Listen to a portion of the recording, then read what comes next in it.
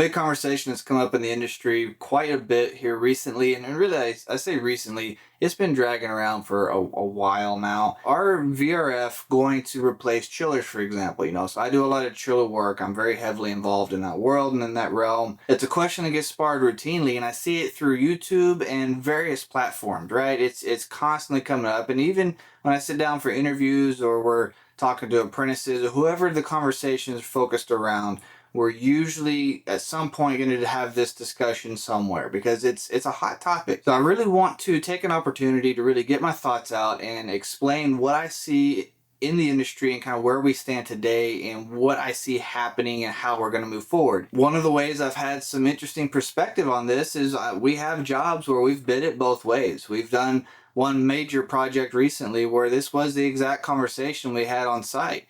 The customer got a quote to do a air-cooled chiller system or a VRF system, and they ended up choosing the VRF. And I'm going to explain a lot of the reasons as to why through this podcast, and we'll get into some of the pros and cons, and honestly even just cover what are the options today. What could you choose if you weren't going to go VRF, or what has traditionally been used over all these years. What is a traditional option that you could go with? I think probably the most common one from a commercial stance that comes to mind would probably be RTU systems. You could have RTUs range for anywhere from just a basic 5-ton system, even on any commercial building. I would say probably no more than a couple of stories tall typically.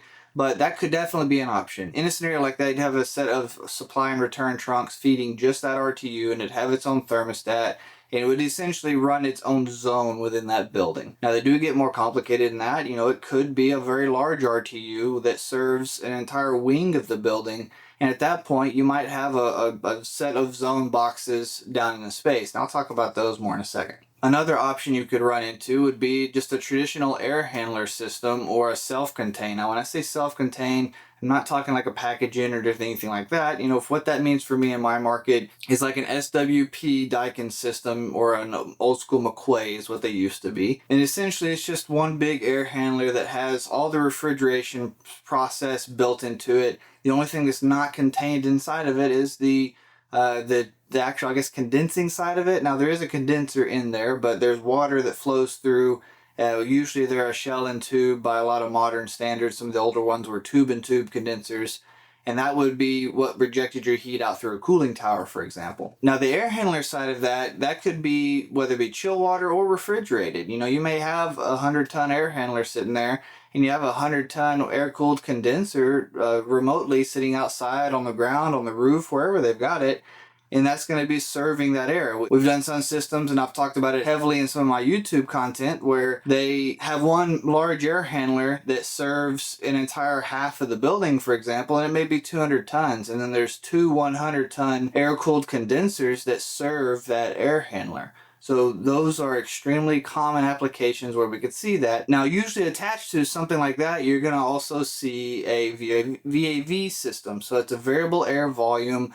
That's also, we're going to start getting into terminology like fan power box or FPBs or however you want to designate those. There's 100 ways to do it. So the VAV turns that air handler, that self-contained, into its own zone system. So you may have one main air handler or one self-contained system per an entire floor or per half of a wing or a floor, however they've got it set up.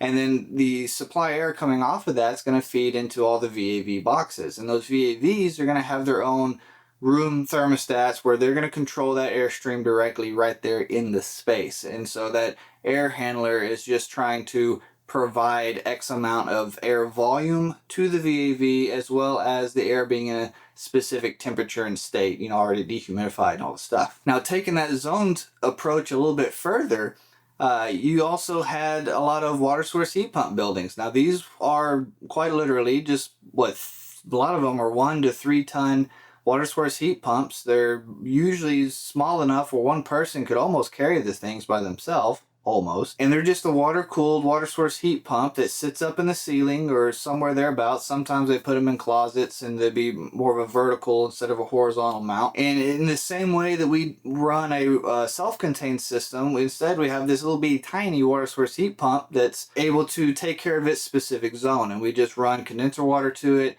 and cool that water down, or if it's in heat mode, then we want to bring just water to the now evaporator coil so that it can take the heat out of it and put it back into the space. Now typically that requires a boiler or some other heating source to keep the loop warm enough so that the water source heat pumps can work.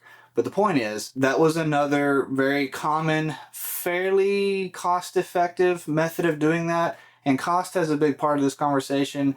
As I get through this, you'll see how that plays more into it. Another common traditional setup would be a FCU, a fan coil unit, or a lot of times we may also look at this as a split system. So in the heavy commercial world, when we refer to a FCU system, a lot of times we're talking about a split, or what you would see in a regular house. And so those get used at times, and usually you don't see those on anything more than a couple of stories. I've seen them on 5, 6, 7-story buildings before, and those systems really struggle in those environments because the line set length becomes so much that they have a hard time keeping the velocity, which leads to oil issues and so forth, and you got to put the traps, and there's a lot of technicality to make those run really efficiently in those environments, but they're fairly cheap up front. What's nice about those is it comes down to your ability to have something that a lot of people can work on. Most everybody, if you get into air conditioning, you know how to work on a split system. That's one of the core fundamentals of what we learn how to do. And then the final big grandiose traditional style system is, the chiller, the chill water side, where we're taking a machine, whether it be an air cooled or water cooled, and we're providing cold water. That's what a chiller is. It's a machine that produces cold water that is then used to control climate inside of a space, whether that be through air handlers, through fan coils. So I talked very heavily about fan coils being, the split system side, where they also could just be a little bitty tiny air handler with a water coil in it. And we're going to take the chill water that the chiller produces and run that through that small coil and control the flow with a valve in order to produce the cold air result we're looking for. You can get a very small scale control of each individual climate and space, whether it be a bunch of offices, whether that be people's, say, apartments or condos, or however that was set up in that building. There's a lot of control that's able to get into that. So let's go ahead and pause right here though and throw in some HVAC news. The first piece of our news segment is going to come from an announcement from Trane, actually. Trane commercial side is announcing a 4 to 7.5% price increase on some of their equipment. Just something to be aware of. My opinion, Trane's already fairly expensive. I think they're just another one of many that are going to continue to have this. Price increases are just going to be a thing. We need to get ready for that. We need to be prepared for that. I think most of us probably already have, but I just wanted to point it out there that they have officially announced that, and they also put in their announcement that there may be other products in their lineup that might even see more than 7.5%. So just be aware. The second item is a tool that I find pretty interesting. These are super handy, but it's a 90-degree drill attachment that goes to a 1/4 or 3/8 socket, just a square head. So that's pretty handy. This one is a Flex Torque. It's produced by DeWalt. I haven't really seen these on the shelf. Granted, I haven't really looked for them, but as I was kind of going through and seeing some different product announcements and stuff, this one really stood out to me.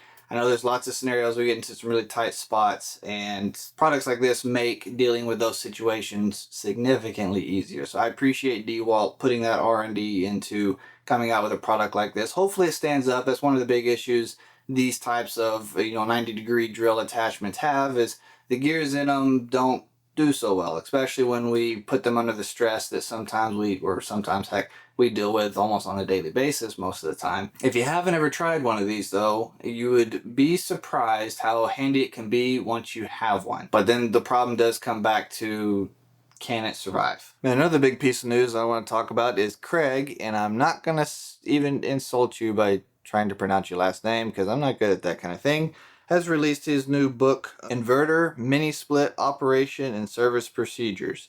I think he's doing pre-orders right now. Maybe by the time this podcast comes out, he'll switch that over to, I'm not really sure where he's at in the process. Either way, go check that out. It is very much tied into what we're talking about here. This is going to be a great book to really help you learn and engage and start to get into this side of the world, and it is time that you do so. So I really appreciate Craig and all the work he's put into helping provide really good education for this industry and pushing us forward on a higher level. So if we have all these options at our disposal and what we can use and install in the system, why did chillers really become so prevalent? Well, I mean, from an industrial perspective, chillers make a lot of sense because you're talking machines that can get into the thousands of tons, 3,000, 5,000. They get huge in their size. And so in major industrial applications, they're the only pieces of equipment that can actually scale to that size that even makes sense. How does a commercial application, where we're talking about, comfort cooling, why does a chiller make sense in that environment? One of the things about chillers is they're very expensive to put in. All the piping required, the machine, the equipment itself. Well, I say that the chiller itself is fairly expensive. The air handlers comparatively are probably less expensive because all they are is just a water coil. Those coils are not that sophisticated. They're not that hard to make. But there's a lot of copper in there, and those coils are not small. So that's one of the things about a chill water coil is the coil physical size does tend to be a little bigger than what I see in a refrigerated coil size and its ability to transfer heat in the same way. But despite all of a chill water system's upfront cost, they make up for it in their efficiency because water is a fantastic heat exchange medium. It does a really good job taking in and rejecting heat, which works really well when we start dealing with trying to control the space and trying to control the overall building envelope. And what's also really nice about it is it's easy to build redundancy into a chill water system. So we could have multiple chillers hooked up to the same loop, and if one chiller goes down, it's not that big a deal. Now, we still have lots of properties. They've only got one chiller to begin with, so they have no redundancy, so that's not a valid argument, but the efficiency still is. Their BTU per kilowatt output is where they pay for themselves. But the other side of chillers is they do require a lot more technical skill and ability and know-how and your ability to troubleshoot things. And they do tend to cost a lot to repair, especially as modern times continues to move forward and we get more into the electronics and that side of the world and industry is catching up to the chiller side. Everything's just getting more expensive. There's no way around that. And honestly, the chillers themselves are becoming more and more technical. It's not hard for me to take some of my guys that are fresh into it, and I'll take them to an old RTAA, for example, and I'll be able to put them in front of that and walk them through what that chiller does. And an RTAA, or at least the later series before they went electronic, is a very basic machine because all it is TXVs and there's not that much to it. There's very minimal electronics. And then training them from that into machines that got the electronic valves and such put into them, but are still core fundamental, very basic. Those are easy machines to train on. But what we have coming out today is not so much. We've got ECM motors and VFD driven motors, not only at the compressor level, but also at the condenser fans level. And there's a lot more to that. So there's a high level of technical ability and understanding and training that now goes into that. That also means that those components themselves are very expensive. It was already common to have a single condenser fan motor. You're usually spending about $1,000 on average just for the motor assembly itself. That's one of the major things that it boiled down to was they're reliable and they're efficient for what they are. On the grand scale of things, especially, you can look at some old chillers and just think, okay, well, that's not very efficient. But you have to think about its time and day that it was efficient. So what makes a VRF what it is and why it's so threatening to all these other types of installs and equipment, and including chillers? How is something like that able to compete with a chiller? What really separates it is not what the components themselves technically are, but how we are using technology to apply them. And part of that technology is how the heat pump side of it and the heat recovery side of it really function. One, the heat pump side of it for a long time has far been able to exceed what a standard heat pump split system that you would think about has ever been able to produce on a basic scale at the efficiency that it can produce at the low temperatures that it can produce it at. Split systems are only just now starting to even come close to competing to the numbers that the VRF and VRV and even mini splits have been able to produce for quite some time. And a big difference to the cost there is the regular split systems that can compete at that level, the cost of those things are so astronomically high that it doesn't make any sense as to why you wouldn't go with the VRF option in that case, because they found a really good combination of technology and mechanical. And the heat recovery is just a whole nother ball game, and the vast majority of these systems are getting utilized in a heat recovery state. So in heat recovery, there is one extra component introduced. It's a branch selector or a branch box. And we use that to control the refrigerant flow. And with that component in place, and instead of just two pipes, you got your suction and liquid line, now we've got three pipes. We have a hot gas line coming off of the discharge side.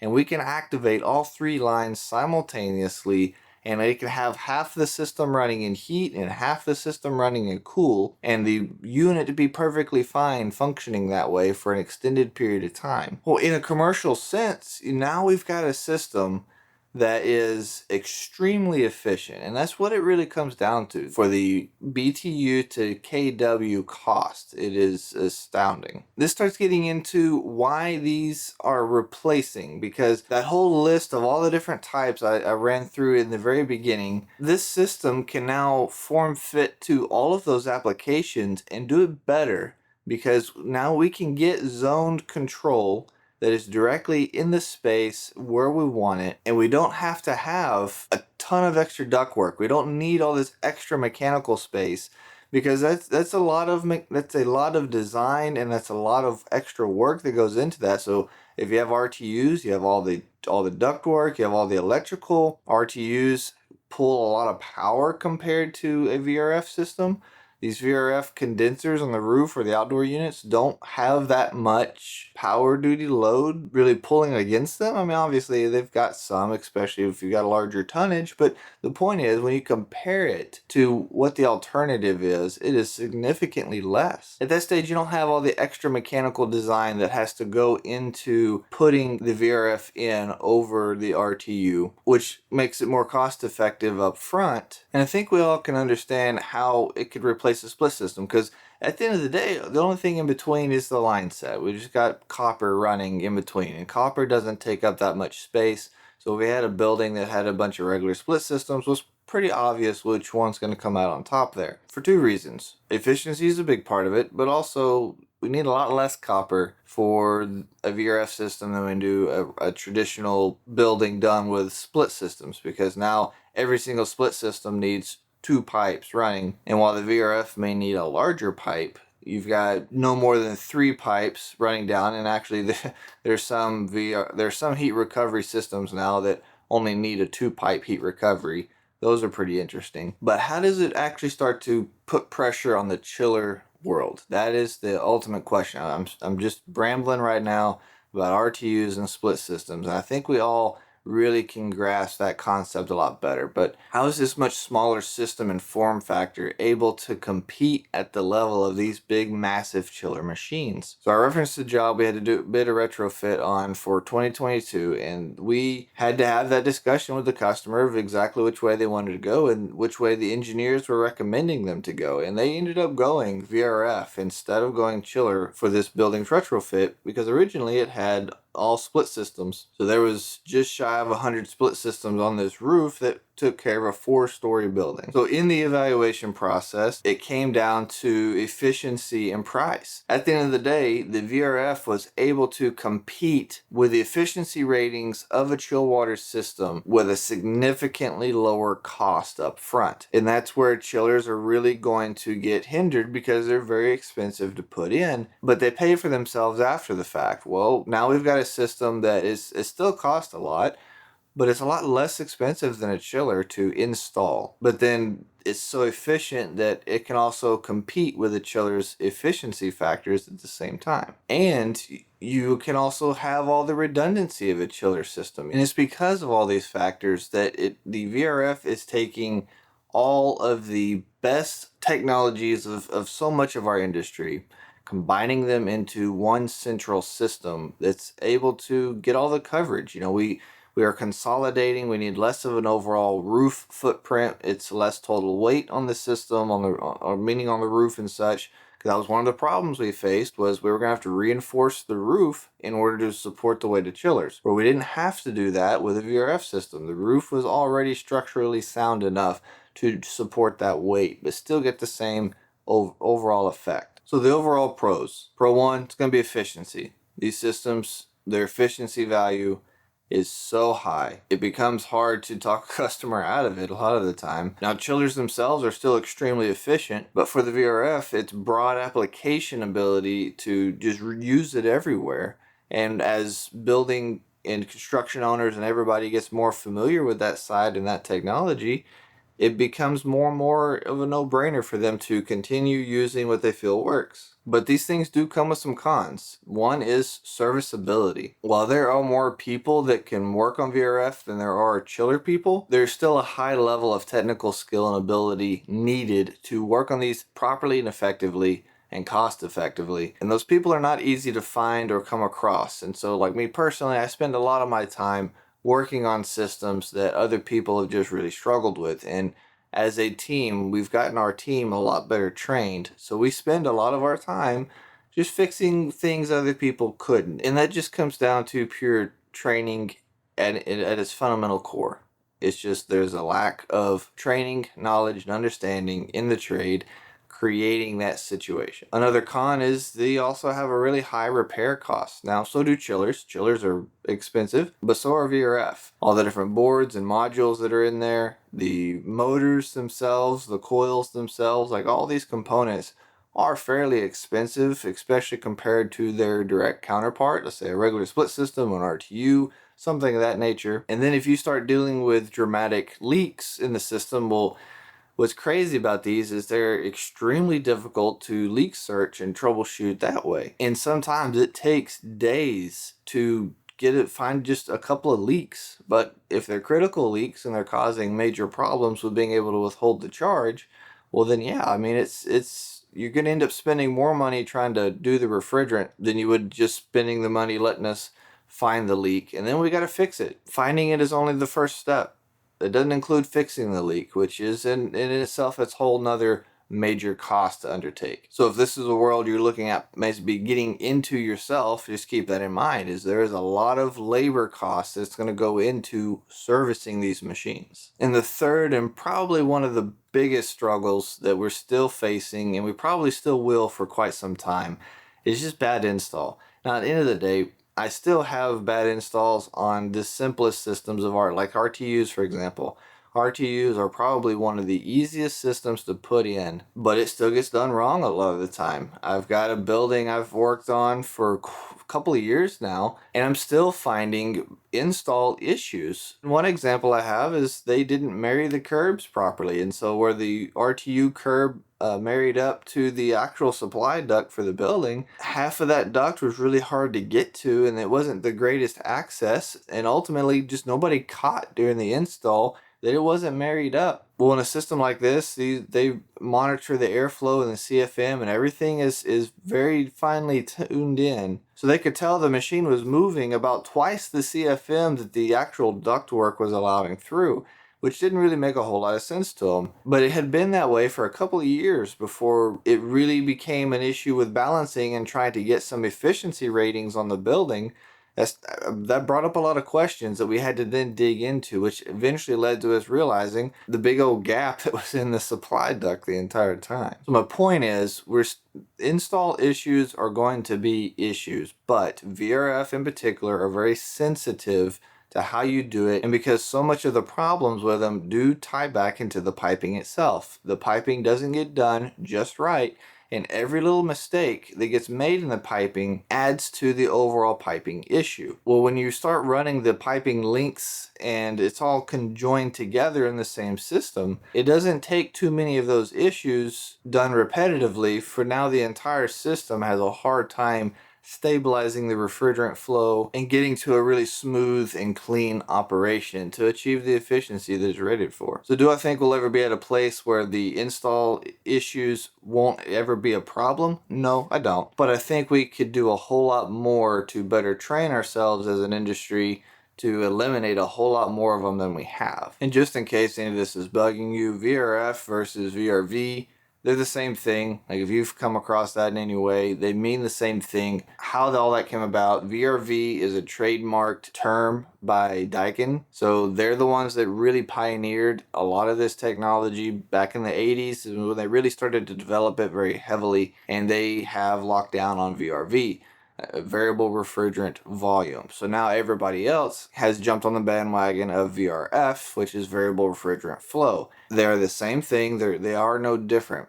It just comes down to pure trademark and who gets to wave that banner. At the end of all this, VRV are competing with chiller systems, but they're not replacing. Chillers still have a really strong place, and they have a good form factor that works. So do I think commercial buildings are anywhere near having chillers phased out of them? No, not even close. I am seeing a shift in the industry where a lot of buildings are going VRF because of the cost savings they can get and still get the efficiency out of it. But another major hurdle that VRF has is the reputation that it's starting to get with a lot of properties, where it's just a pain and it's a headache, and they just hate having it because the poor install piece of it creates so many problems after the fact, and it's so expensive to now go back and fix what was wrong on the install. But the install contractor, all he had to do was get past his warranty phase, and all he had to do is have the local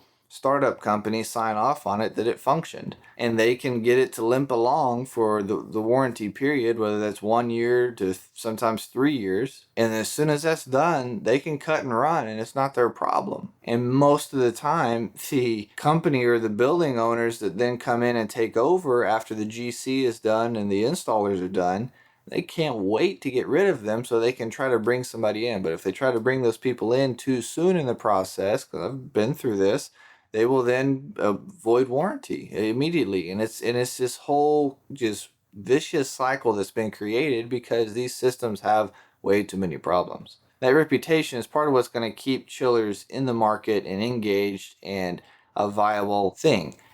I think that a lot of your larger buildings, it probably will make more sense to go with a chiller system, especially one you can extend a lot more redundancy than you can with a VRF. I especially see this in a lot of medical scenarios. A lot of your medical buildings are still very heavily leaning to the chiller side because of their proven technology and reliability. But I still see a lot of just regular office buildings going up that air-cooled chillers are getting set on the roof, and they're running the chill water piping down, chill water air handlers. So it's a competition. I don't think they're replacing by any standard, and we're not talking industrial either. Like industrial, that's still what it is. That's really a no-brainer in my book. I don't think anything is going to happen with chillers being dominant in the industrial sector. I do think we're going to see a side of the industry where a lot of the other applications are going to start getting phased out.